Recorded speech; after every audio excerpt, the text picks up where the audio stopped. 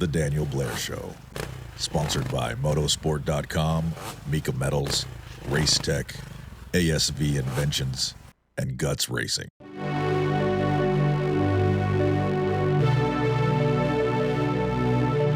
So many storylines heading into New Jersey, but there can only be one lead story, and it's Chase Sexton. Honorable mention Cole Davies. Geez, bro, calm down. Or don't. I'm good with it. But how about Chase Sexton?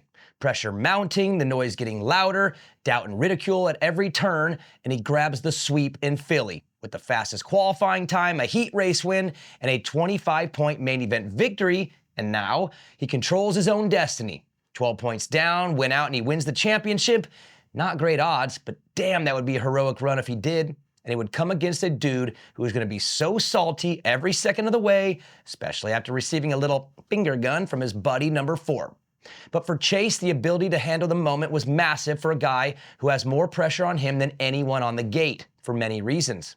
And now with 4 weeks to go, that pressure mounts. It'll grow every day until Salt Lake City, and as hard as it is to handle, he should be honored and grateful for this moment. Why? Because pressure is a privilege. Pressure comes from expectation comes from prior success, and success comes from overcoming pressure. In the wise words of Fat Bastard from Austin Powers, it's a vicious cycle. But in Supercross, the pressure is different because of the danger involved. The physical risk of injury takes it to another level, a level us fans of the sport recognize but sometimes forget. An NFL kicker with the game on the line, tens of millions of people watching, fourth quarter, make this kick, it's the playoffs, or make it to the Super Bowl, or win the damn thing. That's pressure. But if you miss, you don't break your femur. A college kid in March Madness at the free throw line, game winner, all eyes on, all of his peers from school he has to face when he gets back from the tournament. That's pressure. But if he misses, he doesn't get smashed into the ground with a trip to the hospital. That is what makes Supercross so gnarly. That is what makes it special. That is what makes the glory, the fame, and the cash so worth it. And for two warriors that hate losing more than they love winning, that is what they'll face for the next month. Chase Sexton has it way worse than Cooper Webb. He's been considered the fastest dude in the sport for years, and he was supposed to overthrow Eli Tomac and that entire generation. He was supposed to fend off Jett Lawrence, and neither one of those things have happened, and he's had to hear about it. He broke the Honda curse and won the Supercross championship, then voluntarily took that #1 plate over to KTM, a brand that has won the most 450 Supercross championships the last 10 years, and they expect him to continue. When joining KTM, he happened to take the #1 spot from a guy named Cooper Webb. You think that doesn't come into play here? He has the pressure from the fans and media who have tagged him as a choker. Multiple late race screw-ups and dramatic crashes make that argument hard to win, even with the Supercross and Motocross #1 plates on his wall. Those championships? Oh, well, everyone got hurt. Oh, he didn't deserve them. Oh, only because of this or because of that. That noise is real and it's heard. You think that doesn't add to the pressure? This dude has it worse than anyone maybe ever, but he's staring down a month of battle with a chance to meet that pressure head on and taste the ultimate glory, the ultimate middle finger. But it goes through Cooper Webb. No pressure. Cooper is the ultimate warrior. He has a gift that stems from his childhood angst. He's always being doubted. He's always being overlooked. And even though he's 12 points up with the mass majority of the sport picking him to close this thing, in his mind, he's the underdog, and he's pissed about it. It's like being a UFC fighter where the odds makers always have you losing, even though you always win. Or a boxer who is undefeated, yet enters the ring with the feeling like he's never won. You get a free shot every time, and even when he is the favorite, he convinces himself that he's not. And now he gets a little finger gun from Chase, a little pew-pew in his face. As much as I love to see it, Chase just added to the pressure big time, and Coop is fired up. And that chip on his shoulder just doubled in size. What a fun month coming. So yes, Chase is going to feel it the next month, but in reality, that's exactly what he wants. Some don't want it. They would rather stay on the sidelines and watch from the stands. That feeling is too much, brings too much anxiety and spins your mind in circles. But some crave it. Some are desperate for it. And the high risk, high reward of a Supercross championship is worth every ounce of pain and every ounce of stress. You'll never be rewarded if you don't go for it.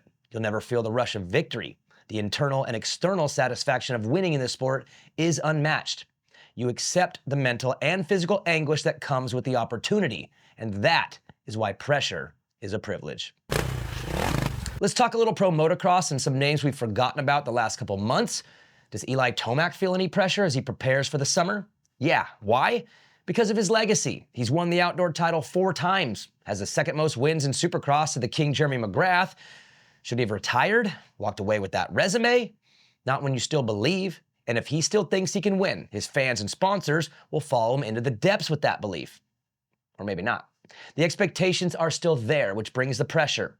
He's paid the money that would require winning, and as he proved at Charlotte SMX Moto 1 last season and a Supercross earlier in 2025, he still can.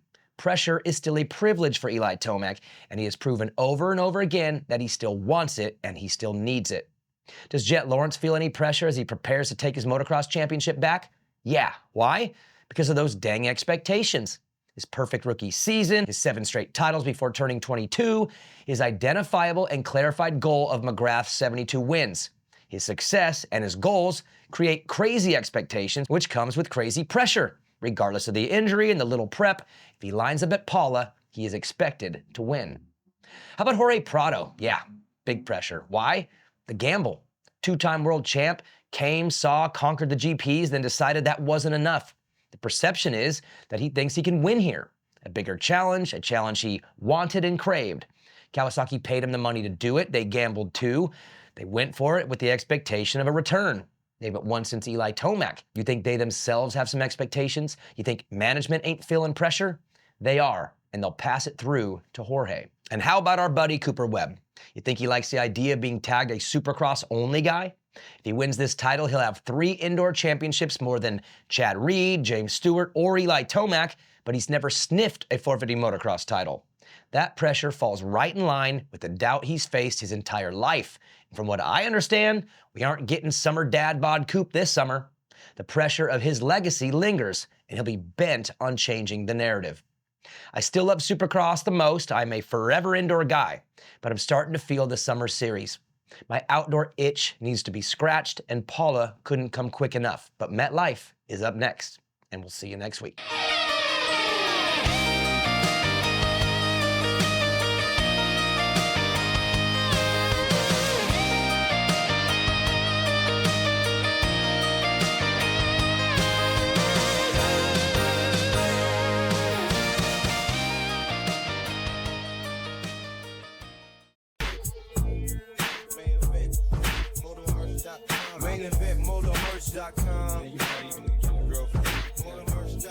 MainEventMotomerch.com.